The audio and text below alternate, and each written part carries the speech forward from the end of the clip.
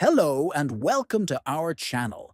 In today's video, we'll guide you through the process of enabling the low data usage mode on the Zangi app.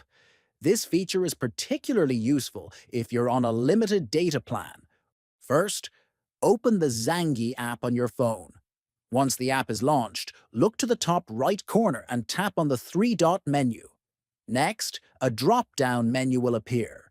From here, select the option labeled Settings to enter the main settings menu of the app. After that, scroll through the settings list and tap on Low Data Usage. Now, you'll see options for both mobile data and Wi-Fi.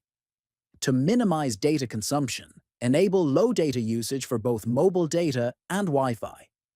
This ensures that all your calls consume minimal data, regardless of your connection type. Finally, once you've made your selections, exit the settings.